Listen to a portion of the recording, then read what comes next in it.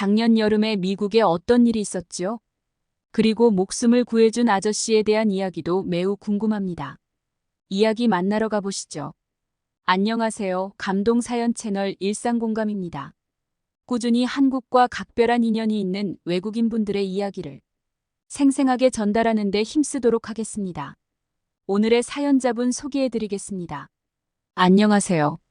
안녕하세요. 저는 미국 텍사스주 댈러스에 살고 있는 아만다라고 합니다. 오늘 제가 여기 찾아온 이유는 제가 작년 여름에 겪었던 일에 대해 이야기해보고자 합니다.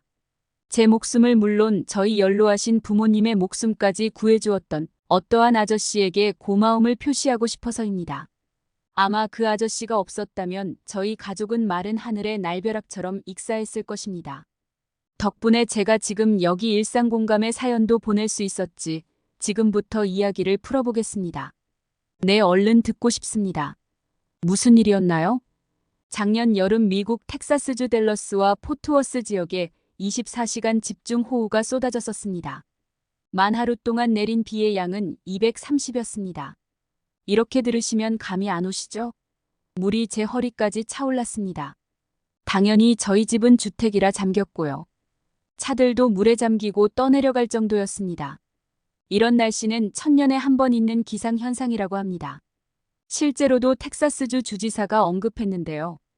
24시간 동안 이렇게 많은 비가 내린 것은 90년 만에 처음이었다고 합니다. 24시간이면 생각보다 엄청 짧은 시간이에요. 그래서 하수관이 감당을 하지 못했고, 그래서 침수가 일어난 것입니다. 저희 부모님과 저도 마찬가지였어요. 그렇게 집중호우가 내리던 전날, 저희 가족은 영국에 있는 친척의 결혼식을 다녀왔습니다. 그래서 저희 부모님과 저는 시차 적응을 하기 위해 잠이 들었었습니다. 비가 오는 것은 알고 있었어요. 부모님과 저는 비가 좀 많이 오네라고 생각만 했고 깊은 잠에 빠져들었습니다. 그리고 사단이 난 겁니다. 저희 집 강아지 토리가 짖기 시작했고 저는 그 짖는 소리에 눈을 떴습니다. 이미 집 안에까지 물이 들어오기 시작했어요. 저는 깜짝 놀라 강아지를 안고 부모님 방으로 갔습니다. 부모님을 흔들어 깨우기 시작했어요. 부모님이 일어나시고 소스라치게 놀랐고 당황해하셨어요. 이대로 있다가는 정말 집과 함께 잠겨버릴 것 같았지요. 아직은 물이 무릎까지밖에 안 와서 저는 고민을 했고 저보다 인생의 선배였던 아버지는 집 지붕 위로 올라가자고 했어요. 저는 제가 먼저 사다리를 타고 올라가 강아지 토리를 올려놓고 밑으로 내려가서 부모님이 오를 수 있게 도와주었어요. 그리고 부모님은 굉장히 힘들어하시며 지붕 위로 올라갔습니다. 저는 이 지붕에서 비가 그칠 때까지 기다리면 될 줄 알았어요. 비가 상당히 많이 내렸다고요. 요새 지구에 이상 징후가 많아요. 저희는 지붕 위에 올라오신 뒤에도 계속 비가 왔어요. 쉽게 이 비가 그칠 줄 알았어요. 비는 그래도 24시간 만에 그쳤어요. 그런데요. 아까 말씀드렸다시피 짧은 시간에 많은 양의 비가 내려서 하수구가 막힌 거예요. 물이 쉽게 빠지지가 않더라고요. 물은 이미 지상에서 제 머리 높이만큼 찼는데 저와 제 부모님은 지붕으로 올라가느라 이미 옷이 다 젖었었습니다. 너무 추웠고 저희 부모님은 입술이 파란색으로 변색되기 시작했습니다.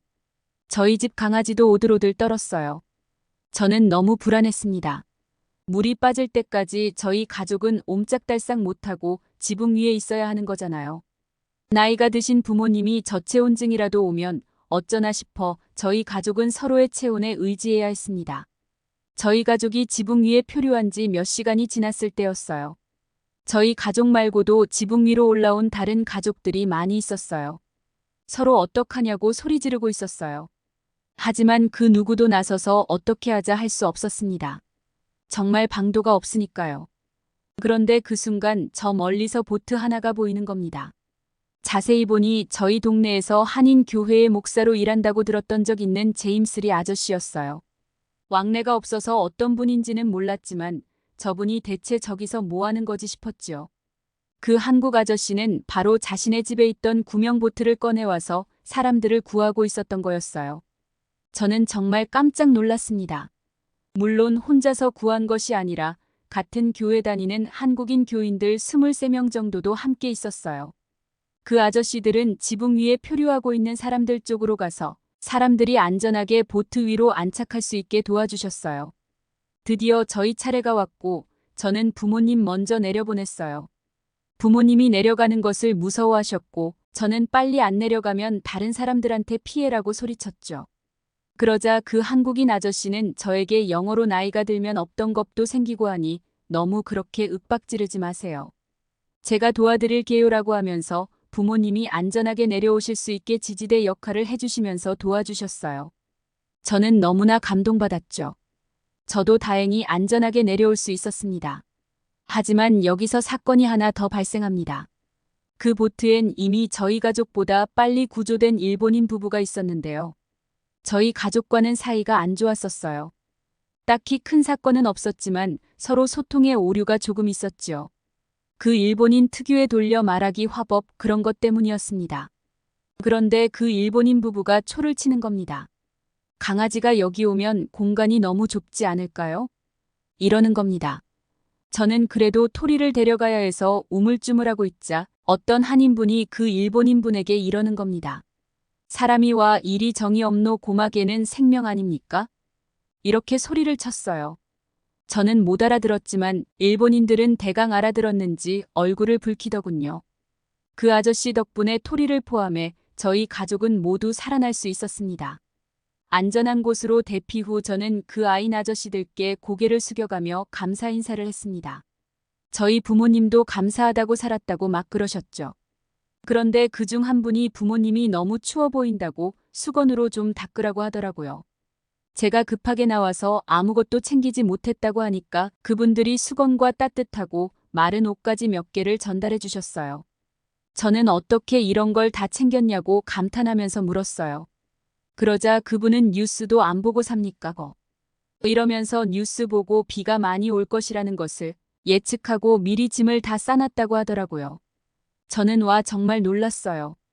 그런데 주변을 둘러보니 한국인으로 추정되는 사람들은 다 짐을 다 챙겨놨더라고요. 저는 감탄하고 한국인들의 특징인가 싶었습니다. 한국인들의 준비성은 역시 어느 때에든 철저하다고 생각합니다. 네, 저는 정말 감동받았습니다. 자기들만 살 수 있었을 텐데 이웃들까지 다 구조해 주시고 제 강아지도 구해 주시고 그분들이 없었다면 저와 제 가족은 어떻게 되었겠어요? 그러자 제 부모님은 그 한국이라는 나라가 궁금하다고 하더라고요. 그래서 저는 다음에 한국 같이 가자 이렇게 대충 말을 하니 그 한인 가족분들은 우리 집에 한번 오세요 하시면서 한식을 소개시켜 드리겠다고 하는 거예요. 저는 괜찮다고 극구 사양했죠. 하지만 괜찮다며 막 사양하지 말라는 겁니다. 그래서 저희 부모님은 그럼 우리가 감사의 인사로 먼저 초대하겠다라고 하셔서 저희가 먼저 집이 복구된 후 초대를 했습니다. 그리고 서로의 집으로 가며 저희는 아직까지 그 한인 아저씨들과 교류를 하고 있습니다. 아직까지 잘 지내신다니 다행입니다. 오늘 아만다님의 사연 어떠셨나요? 느닷없이 닥친 재난에 한국 분들의 대처가 없었다면 어찌 되었을지 상상이 가지 않습니다. 여러분들은 이런 상황에 닥쳤을 때 어떻게 행동하실 것 같으신가요? 지금까지 감동사연 채널 일상공감이었습니다. 감사합니다.